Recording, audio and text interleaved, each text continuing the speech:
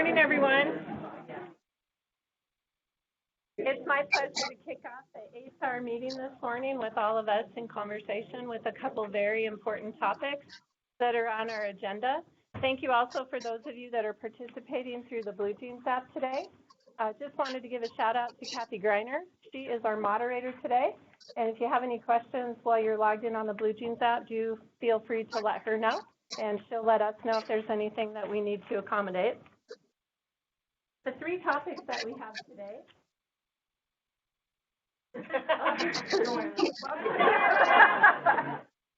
Welcoming Joanna and new team members.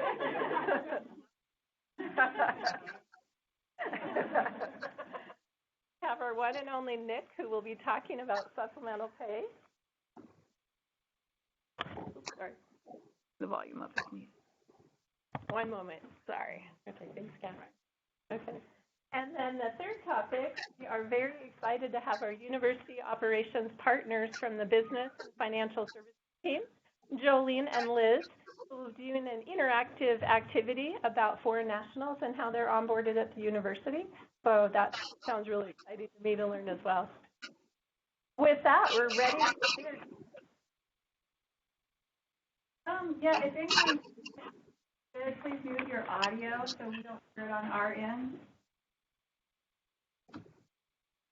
Thank you. All right, well, we'll go ahead and start with introductions. If our new staff members in Human Resources wouldn't mind joining me at the front. It's a whole stage of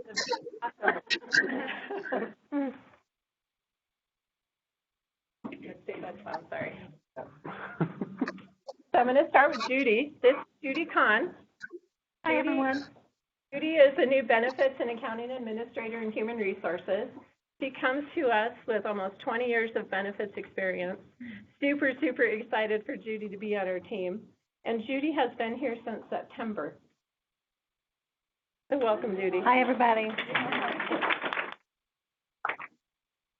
And then we have Denitza Glein, who joined our team in December, so she's very new. And Denitza came from a 30,000-member trust, employer benefits trust in Denver, from a large consulting firm. So we're very excited for Denitza to also be joining our team as a benefits administrator and accounting administrator. And you'll see some of the position titles are a bit different than you may be used to in the benefits unit in the past. We're really working on remodeling and re-engineering the way the team is working so that it's not a one-stop shop, that you have to call a certain person to get a certain question answered, that all of the benefits administrators will be able to fully serve and meet your needs. So again, give Judy and Denitza a bit of time to get acclimated and trained. And then between Judy and Denitza, we have Andy Penland. So Andy has joined our team again in December as well. He is a new payroll accounting technician, and he is responsible for the state classified insurance and state classified payroll processing. He's also working diligently on getting ready to learn direct deposit entry. And for those few miscellaneous W-4s that we receive via paper that are not entered in the online system, we have Andy also focusing on those. So welcome, Andy. To my left, we have Eric Ray. Eric is filling a new position in Human Resources, which is a newly created position as our Senior HR Solutions Partner. Eric comes to us with many, many years of experience in the private sector. So very excited to see how Eric will be partnering HR and all of you as HR on campus with how we can move forward with all of our initiatives. So thank you, Eric. Kaylee McKenna. I'm so excited Kaylee is here. Some of you may know why. Kaylee is our new payroll manager, and we have been without a payroll manager for quite some time, and I've been filling that role in an interim capacity as well. So super excited that Kaylee has come. She is a certified payroll professional. She has come all the way from San Diego.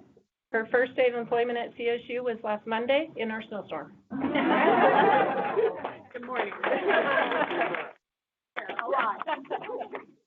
Again, please, Kaylee, as well as the rest of the payroll team, if you have any questions or just would like to meet Kaylee and understand how she may be a leader in HR as well with payroll function.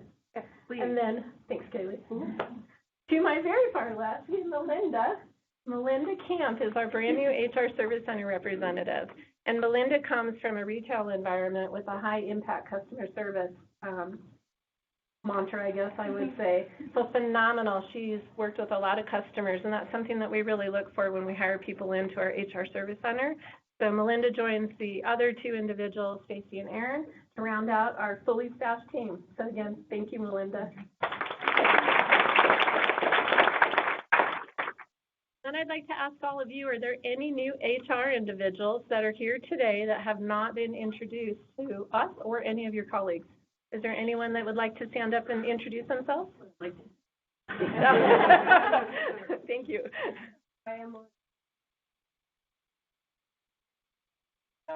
the HR NREL. Wonderful. NESB, also ESS.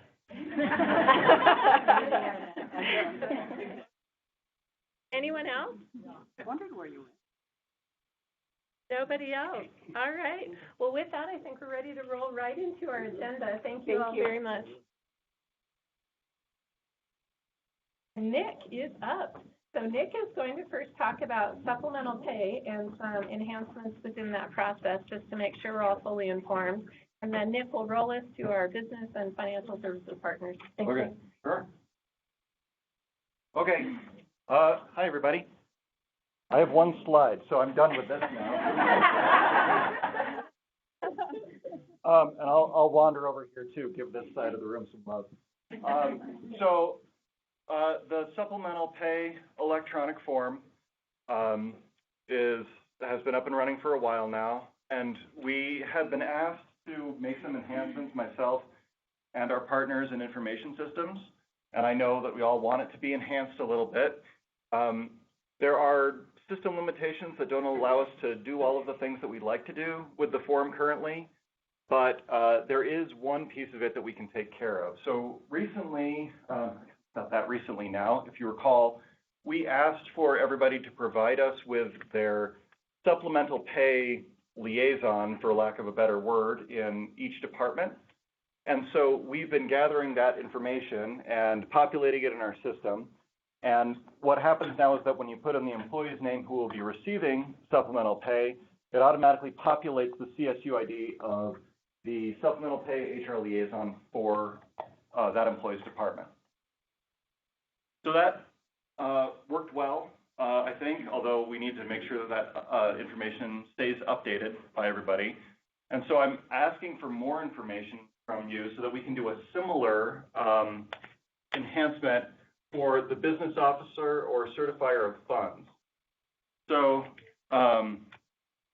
similarly, what we'd like to do is, it's been a pain point for people that when they fill out this form, they don't know the person, much less the CSU ID of the certifier of funds in the other department.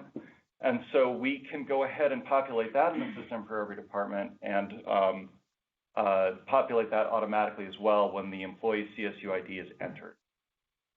So that's a pretty simple ask, I hope. I think that where the difficulty will come in is that for most academic departments, that's very well defined. I'm not sure how well defined it is on the other side of the house, or administrative side of the campus. But I'm going to be sending out an email to the HRMS users listserv here in the next couple of days requesting this information from each department, just like I did with the other field. And if you have concerns or aren't sure who that person is supposed to be, please let me know, and we'll work through it and figure that out together. Yes. So, I only say that because we've had some departments that have been confused about what this should be. So, yes. Thank you. Is there going to be an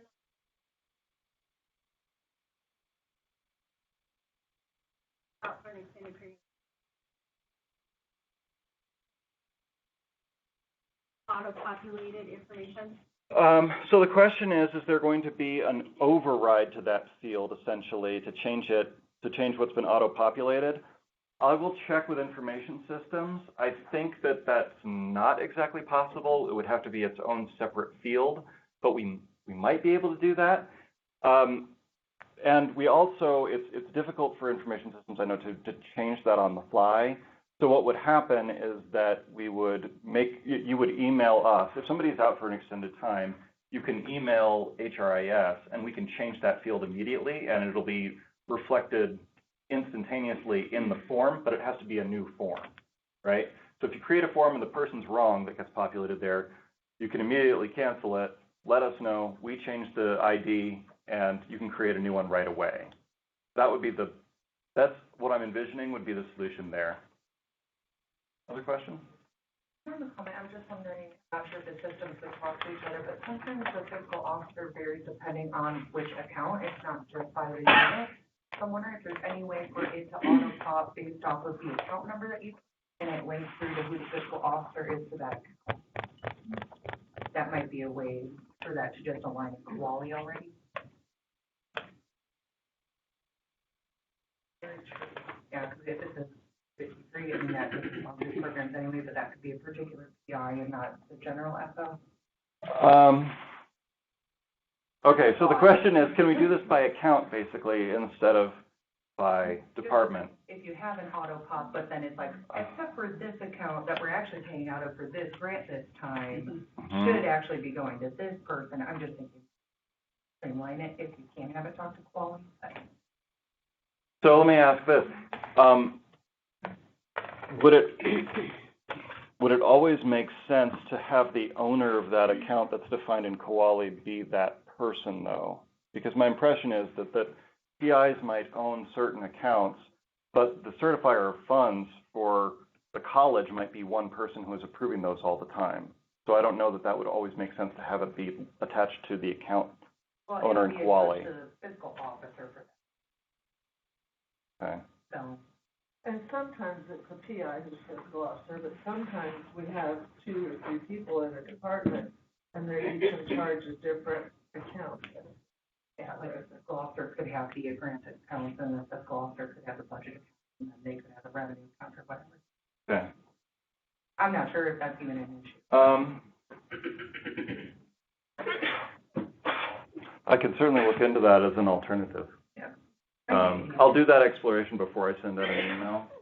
Does anybody see a problem with doing it, with going in that direction? Doing Okay. what?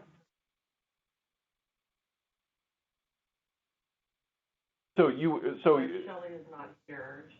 She's in the comments. She's our supplemental point of contact for the whole college. As the certifier of funds?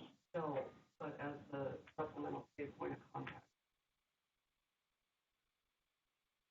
I'm just saying, I could give you a high level officer that would have oversight of all funds.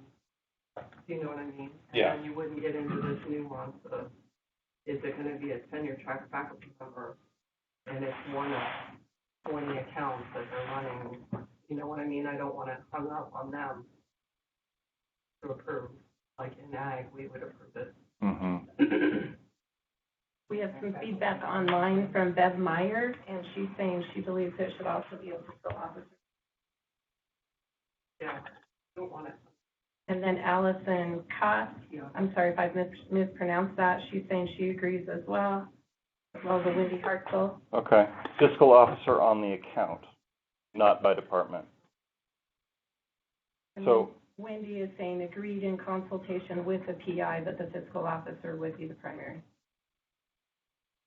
I don't think we want to add more approvers. Yes.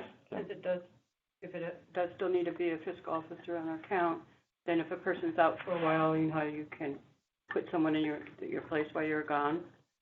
On the account in Koali? As the backup fiscal officer. Mm-hmm. So then we could ask you to change it to that person, but no one else then, right? That's Right. a different system, though. This is electronic forms processing versus Koali, so I don't know.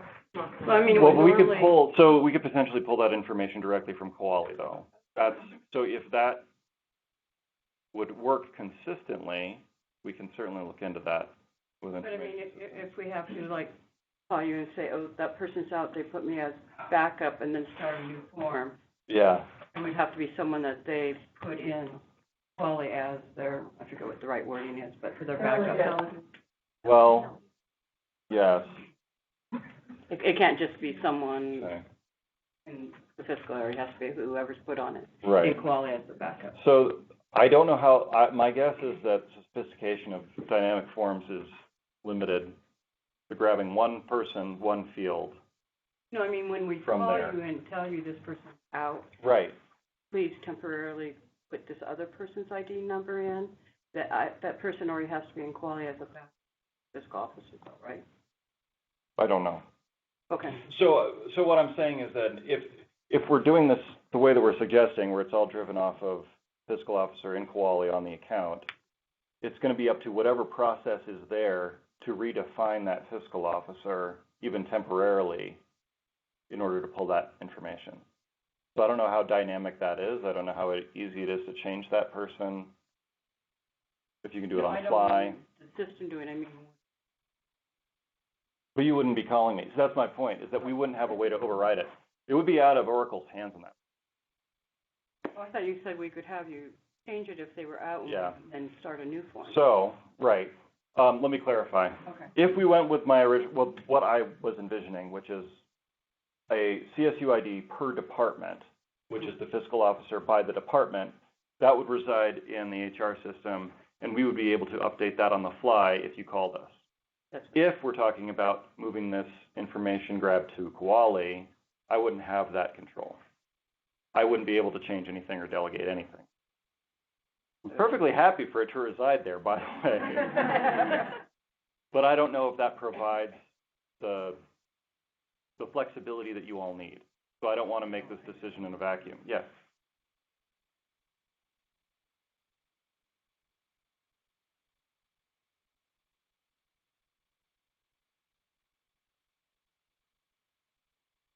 I've received a reasonable amount of feedback that that's a problem, but you all know better than me.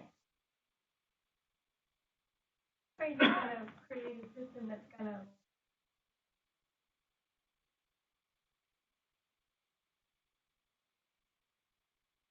back up? I still have one that I had completely just abandoned because it wasn't going through, and it's still every month it's waiting for an approval. It's been at least 6 months. Every month I get an email saying, approve this, and it's been abandoned. And I can't cancel it. So They can't? yeah, no, Do you they just keep on saying. Okay. I know, I trust you. I just, yeah, that's. But we can cancel it and weigh is it a big enough issue? It's logging up again. Right. Okay. Well, this is all valuable information. Let me think about this, because maybe the solution would be to bring in to the form the certifier funds that's on that account, but not populate the field with it, just show it as informational, and then you can fill in the field with that or another CSU ID if you want, to provide that flexibility, to your point, Maggie. I'll see if that's possible, because I certainly don't want to make this more difficult. We're trying to find enhancements. All right. Nick, there's 2 questions Yes. online. One. Well, I do want to move on to our next. Yeah, so one, this is asked a couple of times. How do we get like a description line included on the history pending page so we can track who the form belongs to? Essentially, right now, it's just on the electronic form pages, it's listed by who initiated the form. It's not listed by who's receiving the supplemental pay, and that would be helpful. Yeah. Right. What's the other question? Yeah. One was how do we get that? The other is what is faculty are getting in relation to the officer compensation funds and whatnot? I mean, certainly it would be the paying account that would be pulling this in for. It wouldn't be the home account. But at any rate, as to the other question, I do know that this has come up before, as to having more fields on that form's history or pending forms pages, and that that's a limitation of the system that's being used. And I know it's been requested as an enhancement as well. So when you were creating that list to put the CSU ID for the HR liaisons, were you going to make that available so we all kind of have access to it, so we can see who the liaisons are? Yeah, it's been suggested to publish that list of HR supplemental pay liaisons on our website, and it's been shot down. So I can ask the question again and see if we can make that happen, but there were some concerns over it, so, but I can look into it again. Sure. Oh, and now we have our presenters from the International Tax Office. Sorry. Sorry. Liz and Jolene. Sorry. Yeah. Okay. Good morning, everyone. Morning. My name is Jolene, and I'm with Tax Services. I interact daily with international students and employees as the foreign national tax specialist. And this is Liz. She is the tax manager, and so we're really happy to be here today to talk with you all about onboarding international foreign nationals. So thank you, HR team, for inviting us today. And we have some slides we're going to go through, and then we'll have a time for Q&A. And we can also follow up with anyone afterwards, too, and come meet with you. So first, we wanted to get a gauge of your involvement in hiring international employees. So I have a few questions. Could you raise your hand if you feel like you hire foreign nationals on a regular basis? Great. And can you keep your hand up if you feel like the process is a little confusing? Okie dokie. Okay, so it's good we're here. Thank you. And then how many of you are perhaps not very clear on what our office does? Okay, awesome. So it's not a waste of time. Okay. All right. Okay. So these are the topics that we wanted to cover this morning. One is the goals of the Foreign Tax Office, also what we do and what we don't do, because that's important as well, and why it's important, some of the steps that we have, processes. Okay, so first, one of the goals of the Foreign Tax Office is to build relationships with you all, the HR liaisons, so that we can improve our communication between each other and have really dialed-in processes. And we want to do that for these outcomes so that, like you, we want to provide the best possible customer service to our foreign national population. And we, in the Tax Services Department, want to ensure compliance with our we want to ensure tax compliance obligations for the university are met. So that means the proper withholding and reporting amounts. And, we want to, who wants to pay more tax than you owe? We want to pay the right amount, nothing more, nothing less. So, all right, with that, I'll hand it over to Liz. All right. So, we just want to go over what is it that we do, because some of you did indicate you're not quite clear. And actually, that seems to be kind of I think that we haven't done a lot of outreach in the past couple of years, and that is kind of why we're here, and we're happy that you're having us. So one of the big things that we do in the Foreign Tax Office is we determine these individuals' tax residency. And by these individuals, I'm talking about foreign national, people that are here visiting on some type of visa and who are not U.S. citizens or lawful permanent residents of the U.S., like green card holders, in other words. We determine their eligibility for tax treaty benefits. We issue the payroll control numbers that you all request from us. And those are if the foreign national does not already have a Social Security number. We make sure those those payroll control numbers get updated in Oracle once the foreign national individual is issued the Social Security number. And we also, as of lately, in the last year, provide ITIN assistance, ITIN application assistance to the foreign national. We're noticing there's a very big need for ITIN assistance. What's ITIN? It's an individual tax identification number, U.S. tax identification number.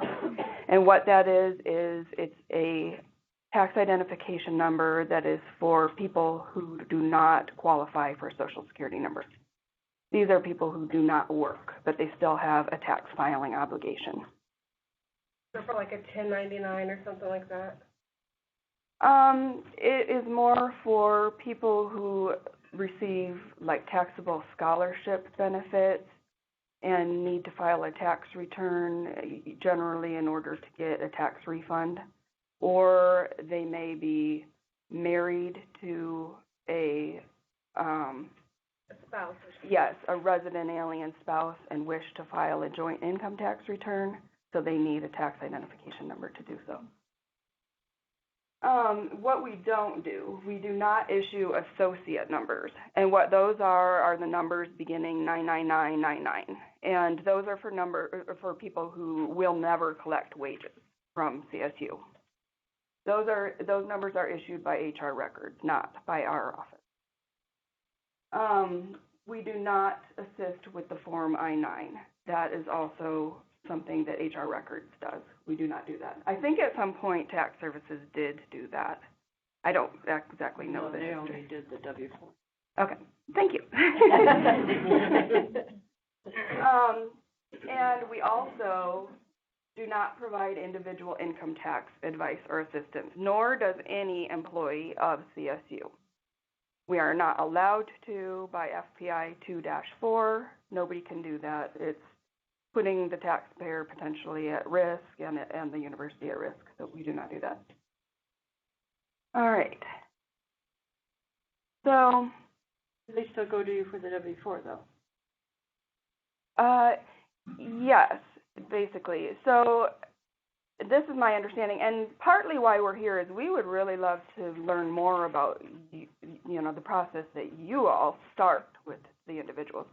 But it's my understanding that you all begin the onboarding process as if they are as if they are the same as a domestic person, and then they complete the I-9 and it's apparent that they're here under some type of visa or what have you, and then send them our way, hopefully, and this is the way it should work.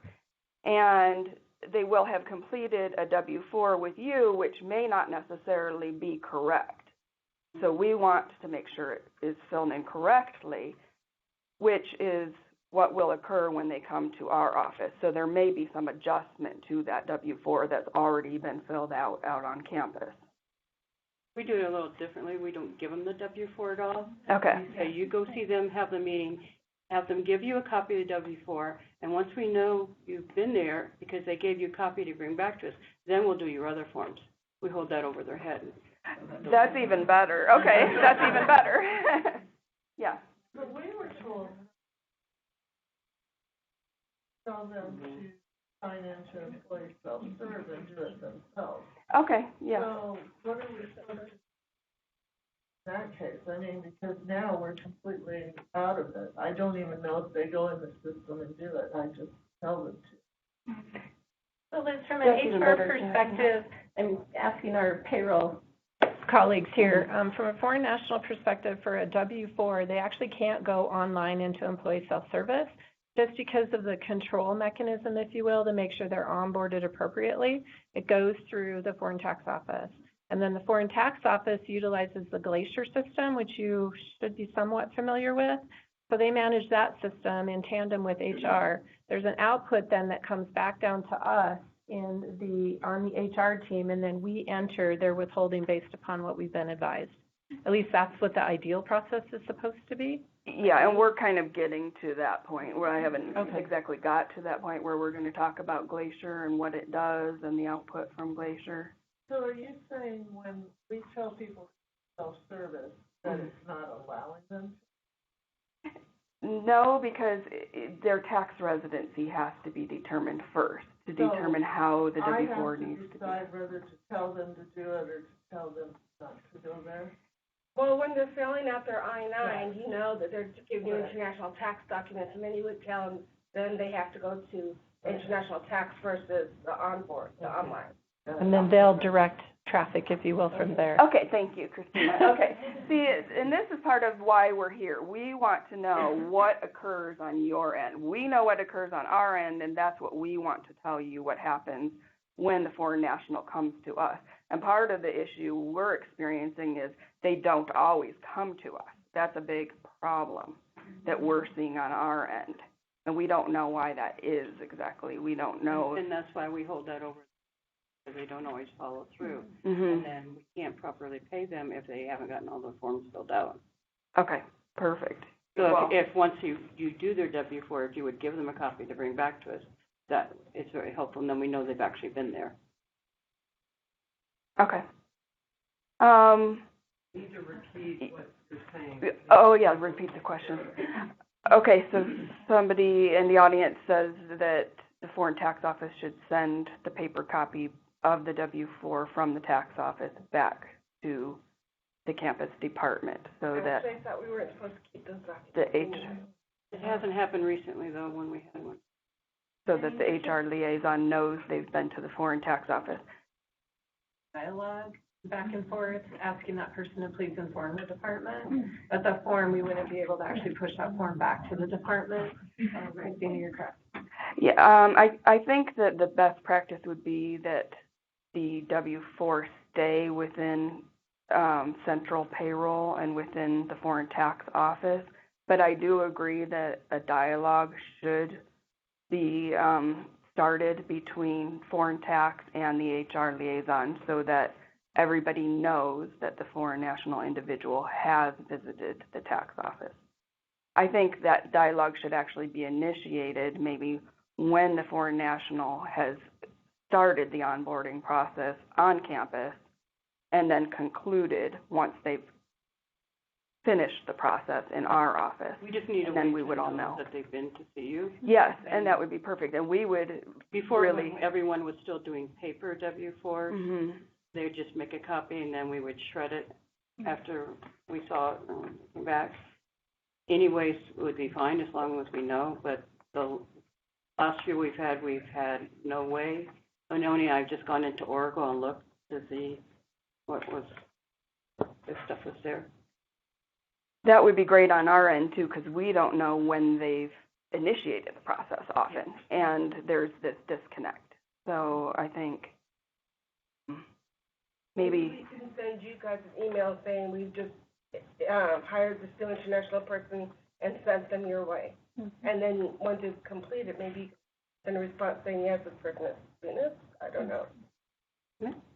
Yeah, I think Tracy decide on it, as long as there's some sort of communication. I agree. I think that when they begin onboarding, if you could initiate the conversation, and when they complete their tax file with us, if we could conclude the conversation, and then we would all know that the whole process has been completed. That would be ideal. Does that sound good? Yes, can I get your question? So am I understanding that we're not allowing people to begin work and know they've seen foreign tax? Because I've never held anybody up from beginning work if they've done everything else. But you're saying never completed I paperwork? can't hear what she's saying. So somebody's asked, are foreign national individuals allowed to start work before they've completed the whole process with foreign tax? And no, they do begin work. They very regularly begin work on campus before they've completed the whole process. Well, that's what I thought, but it sounded like they're saying, no, they're not doing it. Yeah. Well, we've had a problem in the past where people say, oh, yeah, I'll bring my social security number in when I get my card. And they don't do it, and they don't do it, and they don't do it. So with 300-plus students, we have decided just in our department that to force people to bring back the paperwork that we need, we don't let them start working until they're completely in Oracle, ready to go, everything's done, because too many people have made it too much work for us to try to get the information to get them in. So we don't use control numbers in our department. We refuse to let them use it. They have to get their social security number first and bring it in as identification, because we've bitten the rear end too many times. So it's just like, okay, we're not doing this anymore. We don't have time to track all this. So that You is can start not working just your after. department. Yeah, It's not that's something- just our department's way of doing it, That's- I because just we don't wanted have the clarify time to that. run after these people and control it. So it sounds like there's definitely a uniform process and better communication needed for sure from start to finish.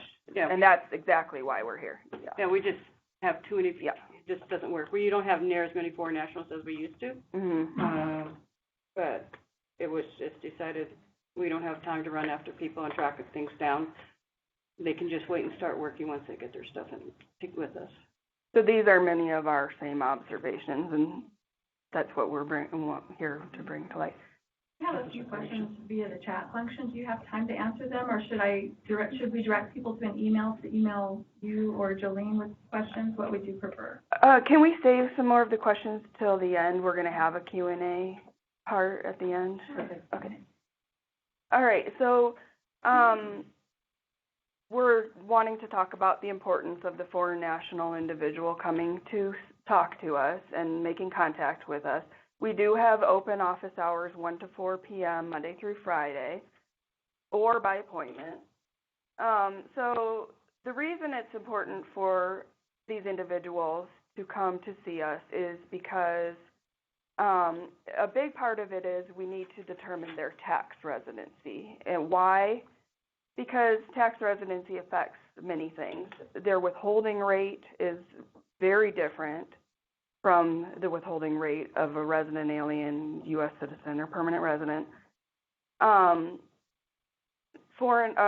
shouldn't say foreign nationals, but non-resident aliens are exempt from FICA tax, and they also may be eligible for tax treaty benefits. So those are the important reasons why we need to determine tax residency. Their withholding rates are, as I said, significantly higher. Why is that important to determine? Because if you don't withhold at a higher rate, they're going to be left with a very high tax balance owed at the end of the year. So, they're going to go do their personal income tax return and, I owe like a huge amount of money. What do I do about it now? So we don't want to leave an employee in that position.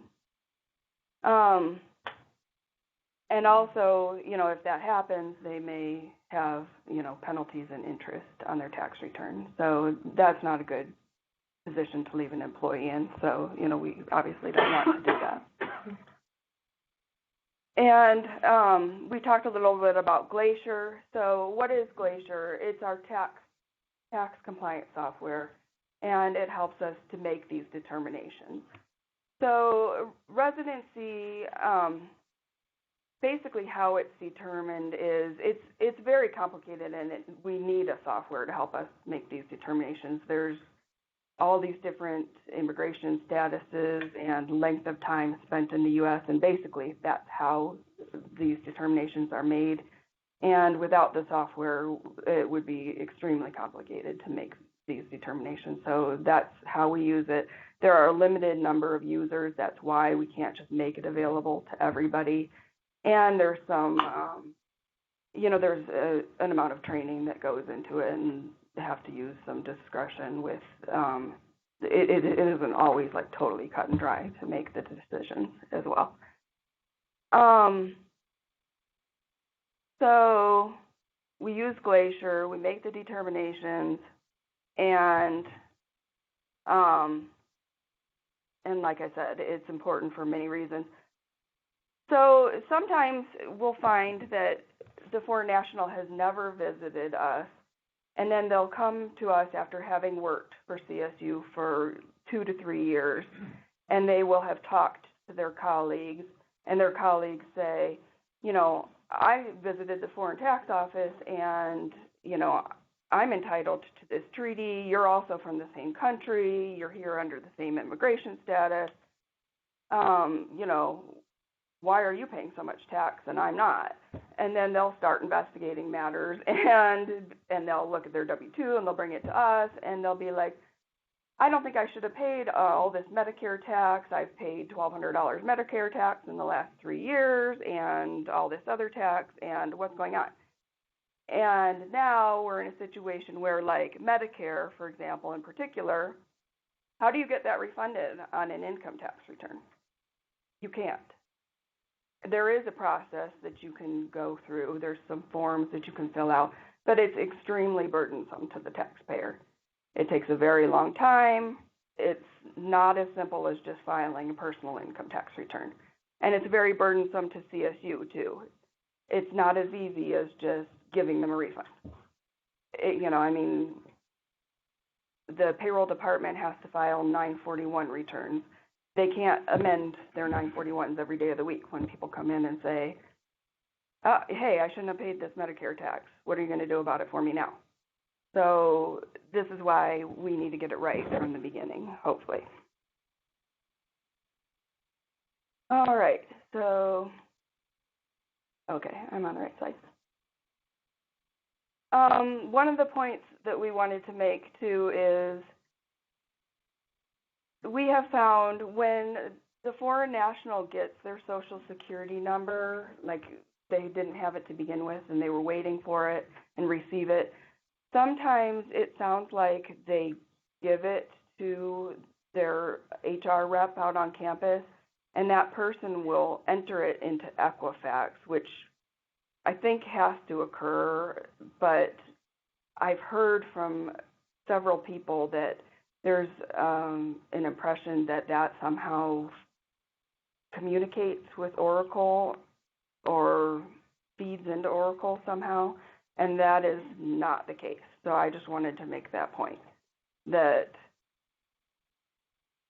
the foreign national has to give us the information, or the HR liaison has to give us the information, or the change will not take place in Oracle. Oh, thank you. Okay.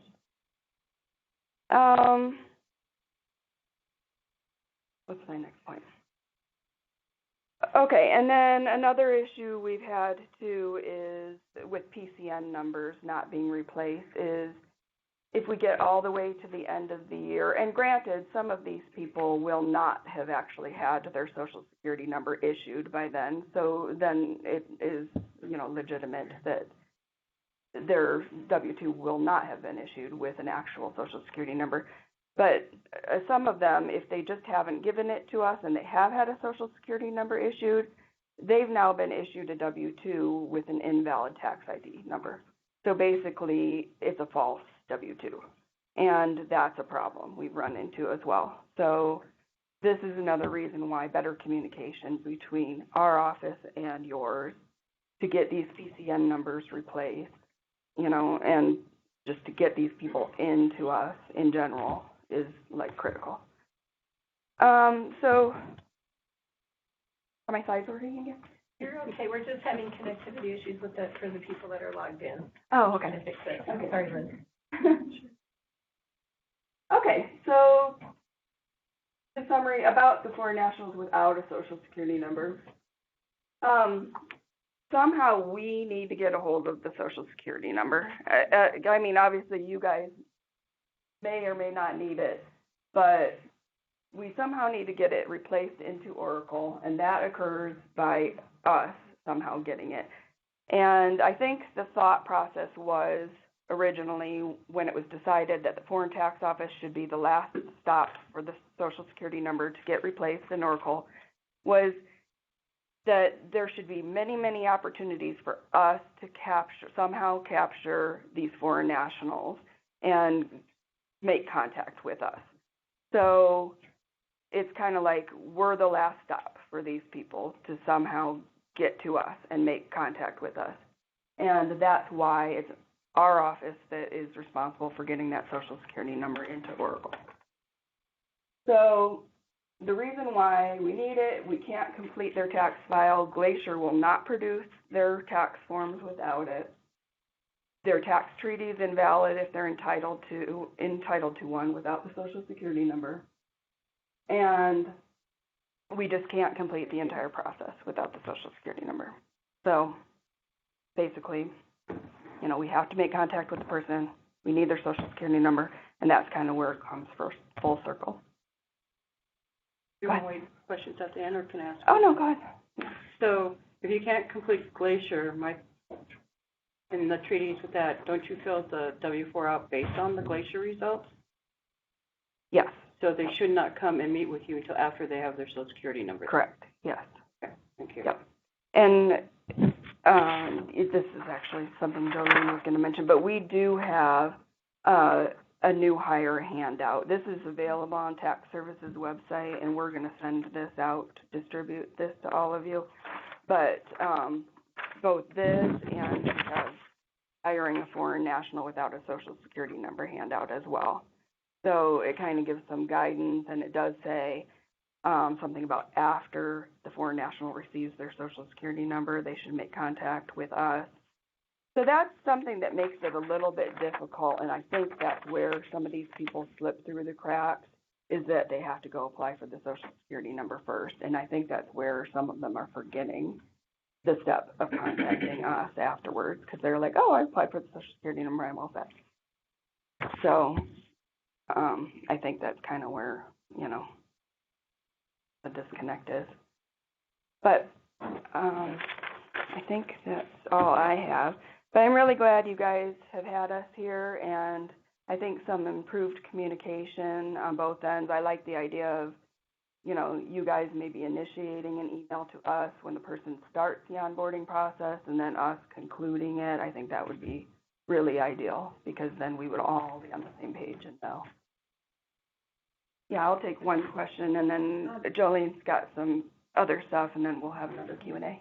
Is there a time where someone, a long period of time, like several years, and because there's change, and a graduate assistant that is extending and they have a new visa, so when should they come back? So the question was, does a foreign national need to visit us again over time, and will their tax status change over time? And yes, that is a good question. If there's any change to their visa type, or if they are have something added to their visa, like work authorization, for example, OPT or CPT authorization added to their F1 visa, yes, we will need to see them. Or if their original visa expires and it is extended, we also need to know about it. So yes, thank you. Yes, if it's extended, we'll need to know about it. No, we don't have access to Equifax, and Equifax does not communicate with Glacier. And Glacier is what makes the tax residency determination. We use net HR, state Oracle, not automatic. We need to be emailed. Glacier does not communicate with any of those other peripherals, or I shouldn't call them peripheral, they're critical software applications, but they are, they don't communicate with Glacier. Glacier does not communicate with Oracle or Equifax at all. So the foreign national, and as a matter of fact, Glacier is designed to be, everything's input by the user, which is the foreign national. So that person inputs everything into it. So yes, so if any of those things occur, the foreign national needs to contact us, or you. As a matter of fact, it would probably be even better if we all maintain communication around these changes. And I will let you know that Equifax doesn't work properly when they have to redo their I-9 to Section 3. Last 2 times we've tried to use it, doesn't work. We called 5 different people, no one knew the answer, and they finally said just do a new I-9. So hopefully it will get fixed so Section 3 actually works when their visa changes and they have to have a new I-9 done. So if there's an issue such as that you're describing, it would be really important for maybe Nick, who's in charge of the records team as well. And I don't know who my coworker contacted. He said, I've called 5 different people. No one knows the answer. They finally just said, redo it. Okay, so if you would like to reach out to Nick or to myself, and again, my name's Terry, we'd be happy to make sure that goes to our leadership team, and we'll problem solve that for you. The last thing I'd like to add is Liz's comment about the Glacier system. Liz and I have been in close contact lately. We work very closely with the operations team upstairs in the finance area. The Glacier system is something we use in HR as well. We're the output, if you will, to make sure that payroll functions and processes properly. So we're going to kind of go on a journey with Kaylee's new arrival, with some of our other team members, and look at the functionality of Glacier and how it may be able to be better utilized within your environment, their environment, and our environment. so that it can maybe have some file interfaces that are where information goes up to Glacier or comes out of Glacier into Oracle. So stay tuned. That'll take us a bit of time to get through all of that. Looking for some greater efficiencies. Okay. To clarify, because we are renewing so many visas, and we have not informed you guys. We just informed HR, update Oracle. In the future, we will email both HR and yourself for anything that's happened before. Let's not worry about anything that's happened previously, but going forward, yeah, anything, when the visa is renewed, or I would even say when an I-9 needs to be re-verified, anything changes with the visa, that's when, we would appreciate you reaching out to us. At our very last slide, we have an email to the BFS Foreign Tax, inbox that we would appreciate if you would contact us. Okay, so.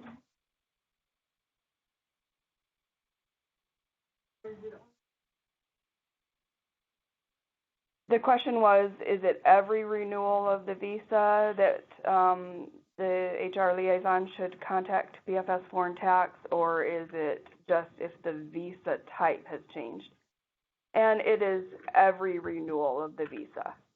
So if the visa has been extended, that should be a contact to BFS Foreign Tax as well, because any of those things can affect their tax residency status. Do you have a ticket system that you're sorting these emails? I'm just thinking the volume of your email is gonna expand. People actually are doing, I don't know. Recognize the sheer number you're going to get.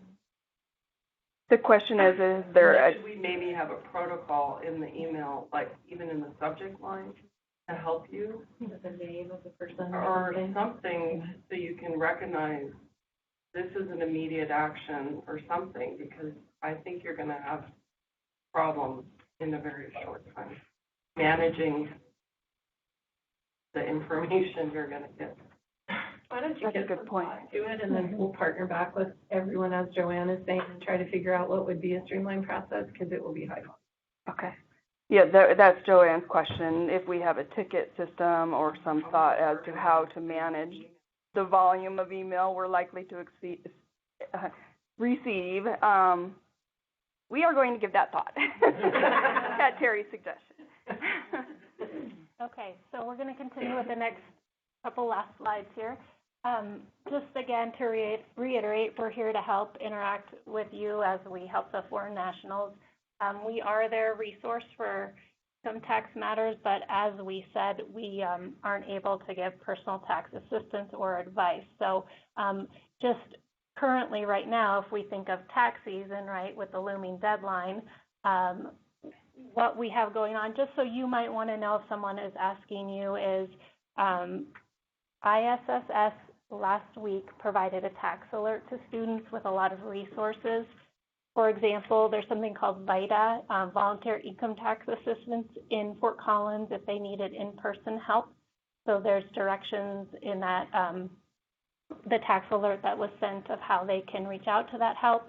Also, Glacier, for people that would like to, either they have a login with Glacier, or if they haven't done a profile yet, they can get a code from the international office, is called GTP, so Glacier Tax Prep, and that's online software. They can do their federal return, and it has a link for them to do a state return as well. So just so you know of, like, that's a current topic right now for all of us, including our foreign nationals. So, and we would be happy to share that with you. I don't know if you guys already have seen what ISSS has sent out, but we can share it. okay. So you can share with your student employees or international employees. So we're sharing this screen now, so if Okay. you could use this computer when you go there. Okay, so hopefully everyone was listening, because now we have a pop quiz. So if you don't have a phone, that's okay, you can still play along. But if you can get out your phone and go to kahoot.it, so KAHOOT.IT. Never mind, use this one for, yeah, sorry. And I'm going to log in real quick. Can you, wait, Kathy? Sure, yeah. I think you should.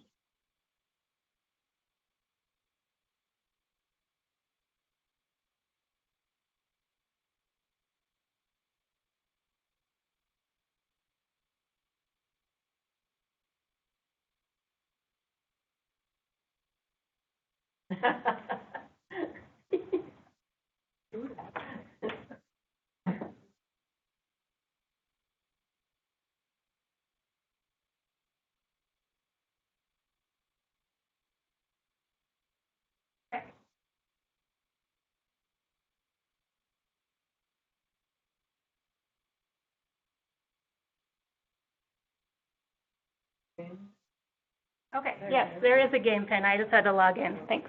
Okay, so if you're at kahoot.it, it'll request that you're going to enter a PIN, and then you're going to enter a nickname, and you can just put your initials or whatever you want. So the PIN is 7545201, and it looks like we have a bunch of players in already. Nice. Let them tell you when it moves past the code. Does anyone need another second for the code? Okay. All right, here we go.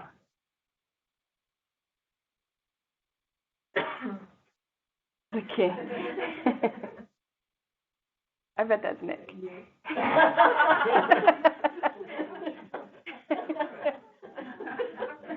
Okay, how many international students are at CSU?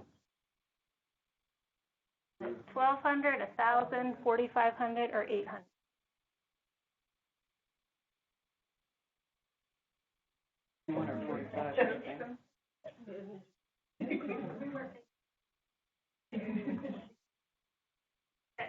That was a countdown for, you had 20 seconds to answer. Okay, yes, there's about 2,100. 2,100. The last time they said, yeah, we were at 25,000 students. Great. All right, true or false? An employee can start working without a social security number. Yes, but not in our department.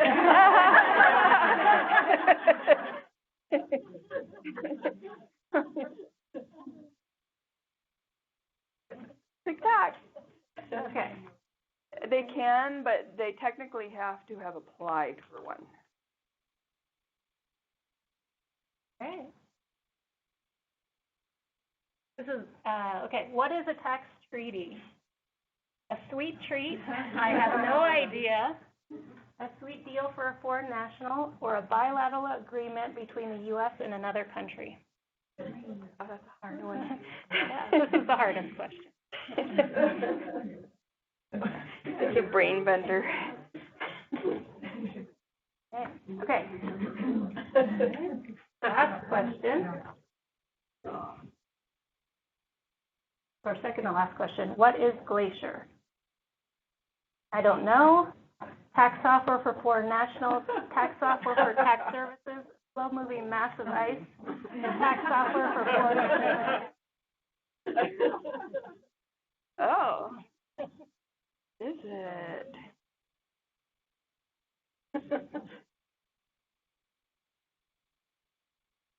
You had to pick the best possible one. That was a trick question. Last question, true or false? The Foreign National Tax Office, as much as we love taxes, can we help prepare personal income tax returns?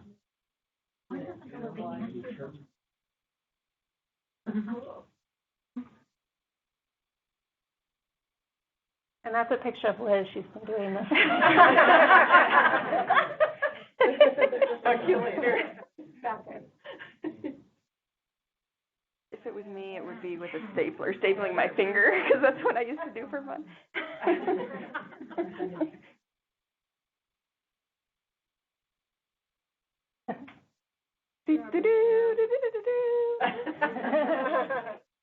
Who's the winner? Who's TR? Okay, thanks for playing. Is that the winner? Yeah, TR. Who's that? I don't know. Are you willing to disclose TR who the winner is? We don't have any prizes It could be anyway. someone online. It could be someone on Glacier, right? Oh, that's right. It could be someone. All right. So yeah, we can open up for feedback and questions. And we're right at 10 o'clock too, so for any of you that do need to leave, we certainly understand if you have other work obligations, but if you wish to stay and ask any questions, we're happy to answer. Thanks for coming. Usually have my name tag on, but I didn't have time this morning.